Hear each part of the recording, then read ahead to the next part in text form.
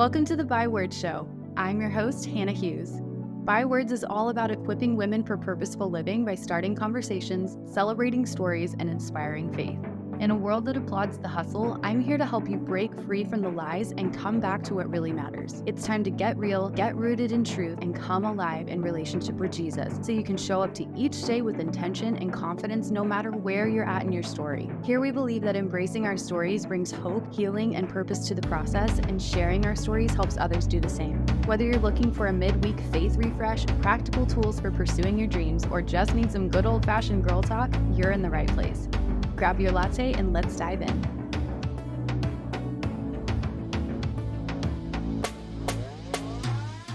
Hey everybody, welcome back to another episode of the Byword Show. Today is the day. I'm so glad you're here.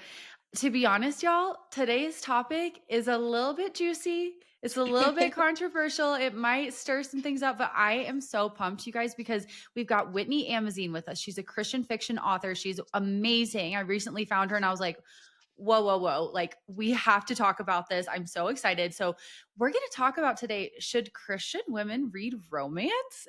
And I'm just so excited to get into this. But before we unpack all the things, Whitney, thank you for being here. Welcome to the show. Thank you so much for having me. I'm so excited to be here. I am so thrilled to have you. And as we get started, I have to ask you, because every guest, we start with a little warm up question, get the juices flowing, and it's just an easy one. So, what's Okay. filling your cup lately? Literally, what's in your cup? And then also figuratively, what's filling your cup lately? Ooh, okay. Let's start with figuratively. Okay. Knowing that fall is like approaching is bringing me so much joy. I don't even know how to put it into words. I have been depriving myself of all things fall so that when it comes, I can just bask in it with no guilt and like just Mm, fully enjoy autumn. I adore it. It's my favorite season, and I'm just so excited it's almost here. yes, same. As for what's actually in my cup, I am a big tea drinker and I have Mm. English breakfast tea with some heavy whipping cream and stevia. Oh my gosh, there is nothing like that. Like I went to England several years ago, and that was the first time I ever had the tea with cream and sugar. And I was like, there is nothing like it on this planet. It is like Oh, yeah, ultimate cozy. It's the best. absolutely. Once you try it the English way, you're like, what was I doing all this time? I know. I'm like, wait, this is prime tea drinking experience. I absolutely love that. Oh my gosh, that's so fun. And I love that you're a fall girly too, because I totally am. And I feel the same way. I'm like, "Oh, it's getting a little crisp I outside. It's know. almost time." Oh, this time of year is just so cozy. And fall is such a cozy time for reading too. I am just so excited to hear from you, because you are in an interesting spot here, because you are a Christian author in the Yes. romance space. So you just got to tell us, like, what's your journey been with writing? What got you into this world? Why do you love writing romance? Like, what has that been like as a believer? Okay. It's interesting because so I've always been a reader. I've always loved romance novels, or at least novels with romance in them. I found my way into writing when I went to cosmetology school. I was set on becoming a hairdresser, and No I went to way. cosmetology school, and I would always volunteer to do the laundry so that I could sit in the laundry room and read books all day instead of working on clients. And my mom is a hairdresser, so I grew up very much in the salon world, and that was kind of what made me want to be a hairdresser because I wanted to be like my mom. But I realized pretty quickly I did not enjoy working on clients. So I would sit in that laundry room and I'd read books, and I thought to myself, what am I doing? Why am I here? Like, I already know I'm not going to do hair, but I'm going to finish cosmetology school anyway. And then I'm going to figure out what I actually want to do. So I just went to community college and took some general ed classes to kind of test the waters and see what I was interested in. And thankfully, my mom has always been the kind of mom that's like, I want you to do what you love. Like, you don't have to do a certain thing. I want you to do what you love. Yeah. And so I just kind of tested the waters and I took a creative writing class, and we wrote a short story for our first assignment. And after the class, the professor pulled me aside and I was like, oh no, what did I do wrong? She was like, I really want to talk to you about your writing. I haven't seen anyone write like this, and I think you should try to write a book. You're really talented. And I was like, what? Me? Like, what? And so I drove home that day and I was like, what would I even write about? Like, what would I write a book about? Since I was 12, I have struggled with severe OCD. And Mm, reading books, I always felt very lonely because I noticed no one else thought the way that I thought. Nobody had the same internal struggles and magical thinking that I had. The kind of thinking like, if I don't turn off this light switch, my whole family's going to die type thing. And mm, I was like, there must be something like really wrong with me because I've never read any character who thinks like that. And so I was like, maybe that's what I should write about. Like, maybe I should write a character like that. And my mom never sent me to therapy. So I very much had to work through my OCD on my own. And as a hypochondriac, I never took medication or anything. So I wanted to show anyone else who was struggling the way I was that it's actually possible if you are in a situation like mine where you can't go to therapy and you can't take medication, there is a way to get through it. And the first time I wrote the book, had the main character focus on exposure response prevention therapy. And that's what I did. And it worked. But there was one really important thing that I left out, and that was having faith in God. And mm, that was really what got me through more than anything else, was really just casting my cares on the Lord instead of taking it into my own hands. But at the time, I had never read a book with God mentioned before, and I didn't want it mm, to offend anyone. I didn't want to make anyone feel like uncomfortable by something I was writing. I really just wanted to inspire anyone going through what I was going through and help them realize there is a way to get through this. But by not including God, I was really doing everyone a disservice because it wasn't the ERP that got me through. It was God, mm, absolutely 100%. And so I did publish that book. I even wrote it as an open door romance novel, a spicy romance novel. And same with my next book. I wrote it as an open door spicy romance, although in that book I did include God. And I really wanted to show a main character who struggles with things like lust and temptation and sin, but still loves God very deeply. But I really, looking back, mm, wish I had done it in a way that didn't show that explicit content on the page. And I really wish I hadn't included as many swear words as I did. But I also had never heard of anything like Christian fiction before. So honestly, it wasn't until I started feeling convicted on my own. I struggled with this for a very long time because I was like, well, I love writing. And as long as, as long as the stories are good, it should be fine. Like, as long as it's working for the story, it's fine, like God understands. And I would tell myself that. mm, But I knew the truth was he wanted me to write in a different way, very much. And I was starting mm, to feel that in my soul. And I would try to ignore it. I just told myself every day, it's fine. Like, God knows my heart. But then I just started seeing signs I couldn't ignore. I was scrolling through Instagram one day and I saw an author promoting her upcoming Christian romance. And I was like, what? Like, a Christian romance? What is that? I've never heard of that before. And I was so intrigued. And I looked into the genre and I was like, there's Christian romance? Like, there's Christian fiction?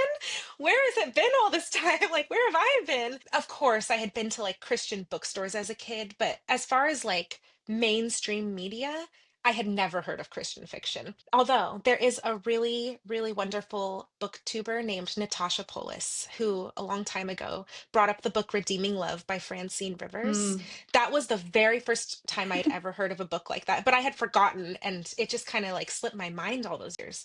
But then as I looked into Christian fiction, that book kept popping up. I was like, I have to read it. I need to read it and at least see what this genre is all about.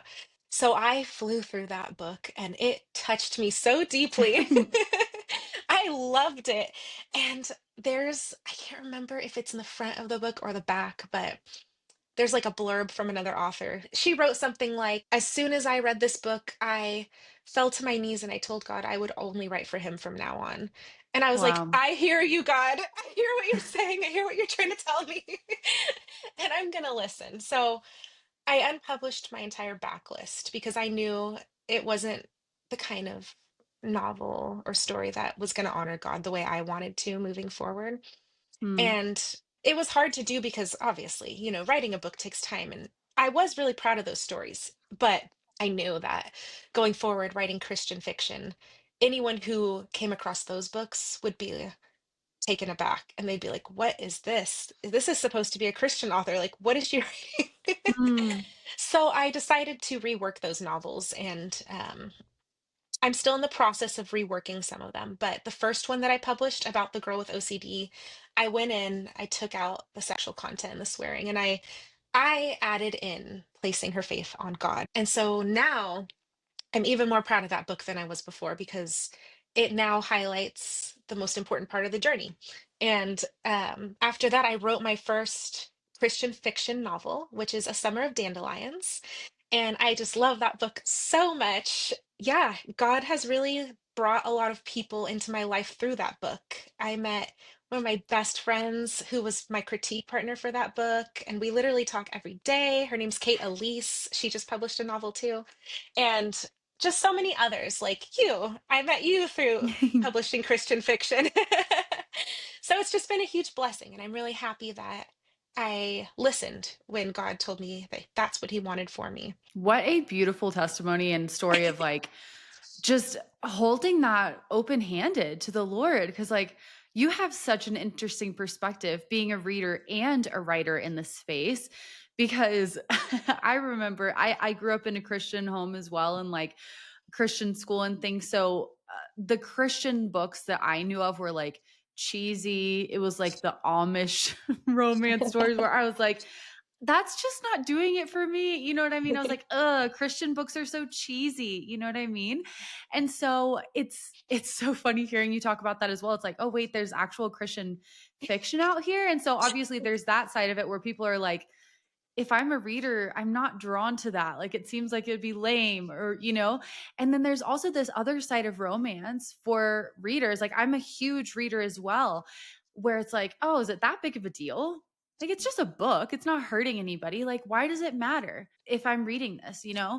But I would love to kind of circle back and dig in a little bit to the conviction you initially felt, because obviously it's not black and white. Everyone has different convictions. And this conversation is not to say what you should or shouldn't do as the listener of this conversation.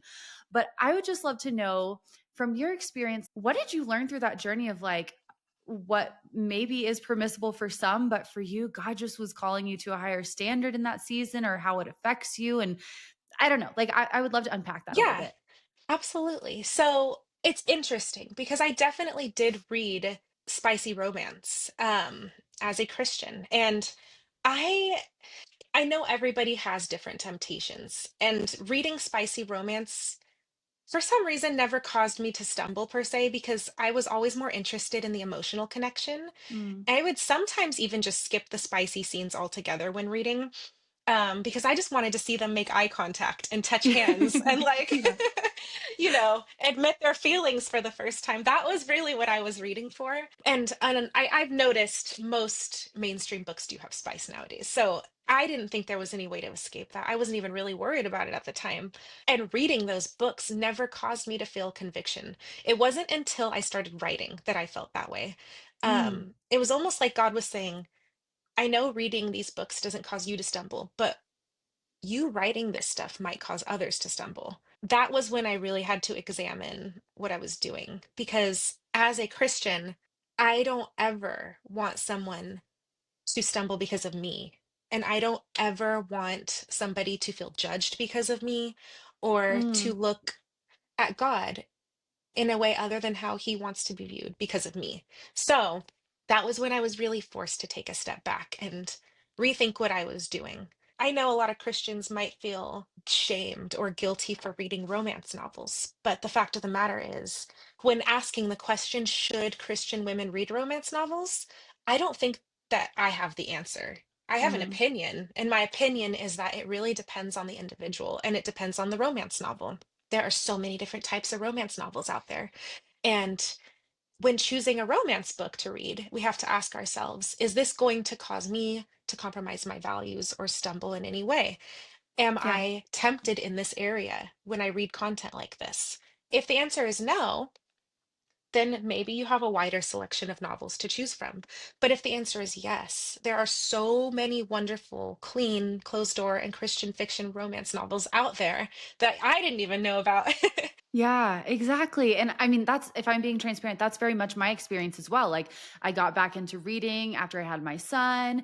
And then I was just like, whoa, there's this whole world of like fun books out here. And, all the book talk, popular books. And I'm like, I don't know, like that's a little bit on the line, but it probably isn't hurting anybody. And it's a slippery slope, Yeah. but I think it's not as much about like, should Christian women read romance? Yes or no. I like how you said it really comes down to the individual because obviously this is a loose comparison, but like Mhm. for some people, if you struggle with alcohol, it's not smart to go to a bar. For Right. other people, it's okay to have a drink and not, get Exactly. wasted. So Yeah. that's kind of what I think about as far as like romance. I've heard a lot of people say, well, it's not the same as porn. Like it's not real people involved. It's just happening in my head. How is that affecting you? And then I think Mhm. well, and you and I kind of like to discuss this before our conversation a little bit, like it kind of like points to our God-given design for love. Like we love Yes. love. Like women's love love. We want that sense of emotional connection and sometimes reading fills that for us. But there are times where it might be a little dangerous, like leading us down a path in our heads where now we've got unrealistic standards of men or relationships, and it's no longer helpful. So, like for you, in your experience, how do you know, like, what's okay? Like, how do you determine the content that you choose to engage in, whether it's, something you watch, something you listen to, or something you're reading? Like, how do we use discernment with that? That's a good question. There are really good resources out there. So for romance novels specifically, there's this website and it's bookblushromance.com. And what's cool about it is it will show filters for the romance novels on the site. I don't know if they do every romance novel out there or if authors have to like individually submit their book, but there's quite a selection on there. That's And the cool. filters are kisses and steamy vibes, sex implied off page, sex in settled terms, and sex in graphic terms. So you can literally go on there and choose which level you're comfortable with or which level you're looking for and find books that way, which is so neat. I wish that more sites had stuff like that because otherwise you kind of have to just rely on reviews to find out what a book has in it. The other thing you could do is if you know you only want to read, let's say, like clean, closed door Christian romance or whatever, if you find an author that you trust and that you really love, usually I have found within that community, that segment of romance, those authors tend to promote books similar to their own. They Mm, don't typically recommend spicy books because they know that their audience, their readership is looking for closed door, clean, or Christian romance. So that's a yeah. great way to find new reads if you're looking for that specifically. Yeah. There's also cleanromancebooks.com, which has very strict parameters for being on that site. So you kind of know that you're not going to really come across anything that's going to make you stumble if you find a book on there as well. That's so As great. I love that there are resources for that. and as far as like movies and other media, sometimes you really want to watch something that's like that everyone else is watching, but you're like, I'm really not comfortable with swearing. Or maybe you're like, I have kids around. I can't have sex scenes come on the screen. There's Yeah. this other site, it's called VidAngel, and they will literally have you heard of VidAngel? You're nodding. Yeah. Okay, they will literally let you choose what you're comfortable with. You can select if you prefer no nudity or no cursing, and they will filter it all out for you so that you can watch it without, you know, having to go through something you're uncomfortable with, which is so cool. And I feel like if people put their support with programs like that, then they'll stick around and there will be more sites like that, which is helpful for everybody, really. Yes, absolutely. It really is so encouraging because also in this conversation, I want it to be clear that we're not saying you should only read Christian books Yes. because that's just not realistic. As believers, like we're always being exposed to things that are not specifically Christian faith based content, whether it's on social media, TV, the books that we read. But I love that there are more resources specifically geared for believers to find content that's not gonna, lead us down these weird paths or get us distorted in our head or our mindset and lead to all these other things. Like it's very encouraging to hear that Christians are creating resources like this. It's so cool. Yeah. I would love to know in your experience, or maybe just like your thoughts on that piece about women's desire for Yes. love. Like we love love. And I know you even mentioned it's like in reading, we love that emotional moment where it's like, oh my gosh, 500 pages in, and he's finally admitting that he has Yes. feelings for her. Like, I love that. And it's so sweet. And in that, like, there's something in us that's wired for that, right? But then Absolutely. at what point does it become dangerous where it's like, oh, now I'm going to a romance novel to fill this need in a place that maybe is not as healthy? Absolutely. That's such a good question.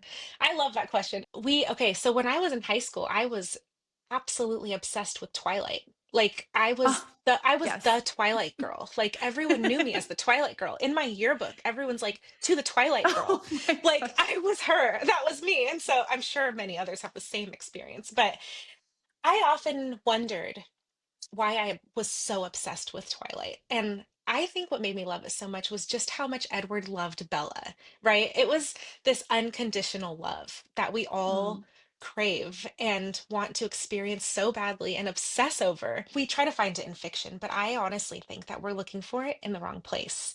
As believers, it's important to take comfort in and acknowledge the fact that we already have someone who loves us unconditionally. And while I don't think that there's anything wrong with enjoying a good love story, we're already living the best one ever told. mm, So when we look for it in fiction, we really do need to look to God instead for that unconditional love. But one of the nice things about reading Christian fiction is they usually include God's love for us somewhere in the story. So, like many of them will highlight how God uses his unconditional love for us to find the best match for us. And I love Christian romance novels for that specifically. But yeah. really, if we're feeling some sort of void in our own relationships, I would hope that we would just turn to communication with our loved ones instead of trying to fill that void elsewhere. And even if that void never gets filled in our real life, it's already filled within us because we have God's unconditional love already. And we just need to remember that. We don't need to look elsewhere. We already have it. Yeah, that's such a good perspective to have because I think sometimes when we start talking about like, oh, should Christian women read romance and like, oh, it's a problem with lust and all these things, it's like there's something about our design that we are wired for love. Like even science is showing it. I don't know if y'all know Dr. Caroline Leaf. I'm obsessed with her, but she's a Christian neuroscientist and she talks about how we are literally in God's design for us, wired for love. Like this is a good thing about us. So it's not a bad thing that we love love stories. Like I don't think there's anything wrong or inherently dangerous or bad about that at all. But I think if we are going to a romance novel to fill the void, or like if you're married and you're struggling, you're like, I can't deal with my husband, but I'm going to just escape in this romance novel. Like there are things that I think as believers, we just need to be aware of is like, that's not God's best for us. So I would love to know, Whitney, I'm curious, like if there's maybe a woman who's in a season where she maybe has or is struggling with lust or is maybe starting to feel the hints of that conviction that maybe like this isn't the best thing for me right now. How do you process that? Like that's a hard thing. Yeah. Like if you're reading romance, it's really nice to like have that hit sometimes, and it like Yeah. really does fill the void, but at what cost, right? So like how do Right. we start navigating through maybe this isn't the best thing and like where do I go Right. from here because I love reading. Like does this mean Yeah. that I have to read just boring fiction forever? No. What do we do about it? No, I I don't think there's necessarily anything wrong with really just enjoying a good love story. But if it's leading you to experience lust and you need to avoid that, it is hard. The first thing we often feel is denial when it comes to our Mm. convictions. We don't want to hear that we need to stop doing something we really like doing. Yeah. But there is a way, I think, to get that same enjoyable, fun, romantic read without feeling lust. And I think, especially with spicy books, I think that's where usually we start to feel the lust. Yeah. But I think a lot of readers have come to terms with that lately. I've noticed a lot of people becoming more interested in closed door romance for that reason, Mm. which is nice. But also just reading our Bibles. Like, reading the Bible is so fun, and not a lot of people think that, but I literally am obsessed with my Bible because, like, my favorite part of the day is when I read my Bible because I never understood it very well growing up. Like, I thought it was just like the Bible and it was just a bunch of words and commands and whatnot. But Right.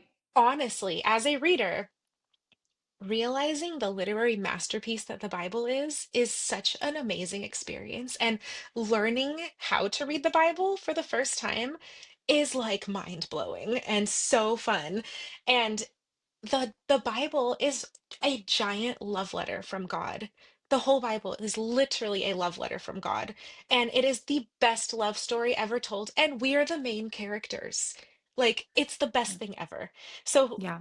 reading the Bible to me, as a romance author, is better than any romance novel on the planet. I know that it's hard to understand. Like, how it's written is hard to understand. But in my opinion, learning how to read it is literally the most fun thing ever. And I would encourage readers to try it and take notes in your Bible and look at other resources that will help you understand it better. Like, for example, there's this amazing study Bible, and it's called the Complete Jewish Study Bible. And I don't know if anyone else is a nerd like me or if it's just me, but I literally am obsessed with finding out the Greek and Hebrew root meanings of words in the Bible because it just Yeah. creates a whole new understanding of them. And I'm like, oh my gosh, this is so cool. Like, this word is the same word used over here and they tie together. It's like a giant puzzle that once you figure out, you're like, wait a minute, these aren't just a bunch of commands. This is a love letter from the Lord, and I am obsessed with it.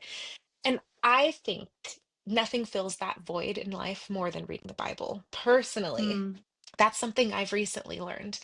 I was on a Yeah. mission to just understand my Bible better as a Christian because I was like, how can I call myself a Christian if I don't really know what's in my own Bible? Like, I've read it, but I don't really understand it. So I was like, Yeah. who? And I was like, I'm gonna learn it. You know what? This is gonna happen. So I I've just been on a mission to get through the whole thing, but understanding it this time. Mm. And doing so has just made me fall in love with the Bible in a way that no romance novel has ever held a candle to. And I would just encourage those seeking that feeling of love, of complete wholeheartedness, unconditional love, to just try it. Like, see what Mm. happens. It might fill that void for you. And I still, who am I kidding? I still love a good romance novel. Like, I will never not read a romance novel. I always have one I'm currently reading at all times. That's never going to change. My husband knows when we watch something, he's like, "You'll like this." I'm like, "Is there romance?" He's like, "No." And I'm like, "I'm not watching it. Sorry." Yeah. Like, if there's no romance, I'm not interested. But Yeah. so who am I kidding? Like, I still love it, but as far as that void that you're referring to, where you just really want to feel that wholehearted, unconditional love, it's the Bible, hands down. Mm. Absolutely. No romance novel is going to fill that void other than God. And once that void is filled, it's so much more fun to just read a romance novel for fun and not to fill some void instead. You know? Yes.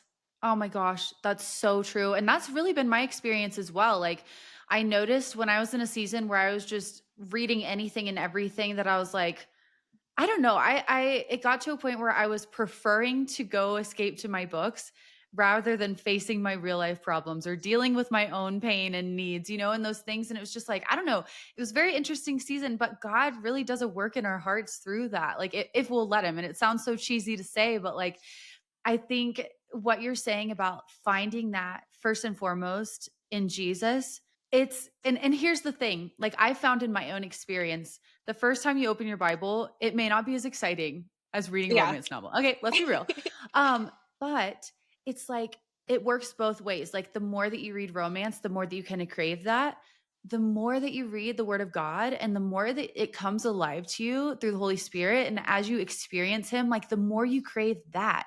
And it starts to change, like in both directions, it starts to change your desires and shape your perspective and your mindset. And so I love how you're saying it may sound so simple and silly, but like it really is so incredibly powerful and transformative Yes. when we first and foremost fill that void through a relationship, active, loving relationship with the Father.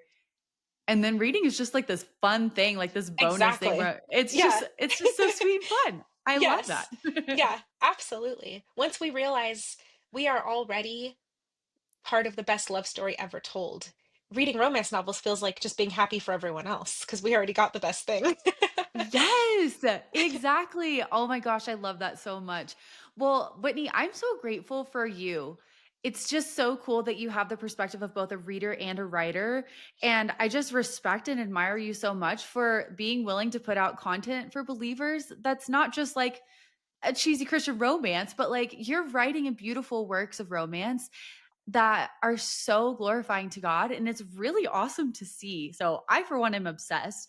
I'm obsessed with Aw. you. This is so great. Thank you so much for being here. Before we go, though, I would love to know, first of all, where can everybody find you, read your books, get your other recommendations, resources, all the things? And then if you have like any last minute thoughts or encouragement you want to leave with us before we go. Oh, first of all, thank you so much. That is so sweet. I appreciate you too. You can find me on Instagram at Whitney Amazeen, on TikTok at Whitney Amazeen.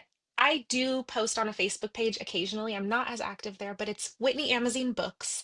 And my books can be found on Amazon. And you could also get signed books on my Etsy shop, which is Whitney Amazeen Books. And I Okay, I love do that. yeah, I do free US shipping, which is nice. And all the books come wrapped like a present with a bookmark and some stickers. It's super cute. And then if you're listening to this episode, your heart is most likely already in the right place.